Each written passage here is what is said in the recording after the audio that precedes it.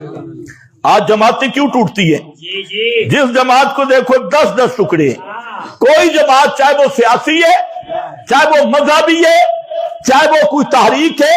ہر جماعت میں افتراق اور انتشار، اور اس کی پہلی وجہ یہ ہے کہ اللہ کا ڈر دل میں نہیں، تقویٰ دل میں نہیں۔ اگر مشن کے ساتھ محبت ہو، اللہ کا ڈر ہو، دعوت کے ساتھ مخلص ہو، اور دعوت سے مقصد اپنی جاہ و جلال نہیں، دعوت سے مقصد دنیا کا پیسہ نہیں، دعوت سے مقصد فیسیں نہیں، دنیا کی کمائی نہیں، یہود و نصارہ کی طرح تجارت نہیں، بلکہ دعوت توحید کا مقصد صرف اللہ کو راضی کرنا ہو، نہ شو بازی ہو، نہ تجارت ہو، نہ مفاد ہو، نہ اپنے نعرے ہوں، صرف اس طرح ہو کہ دعوت دے۔ حدیث میں آتا ہے کہ اس طرح اللہ کی توحید بیان کرو کہ لوگ کہیں یہ جھلا ہے، پاگل ہے،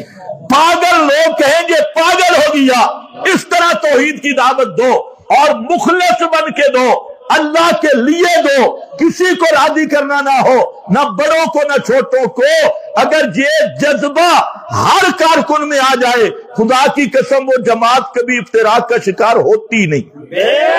جماعتیں ٹوٹتی ہیں ریاکاری کے بت کی وجہ سے، جماعتیں ٹوٹتی ہیں حسد کی وجہ سے،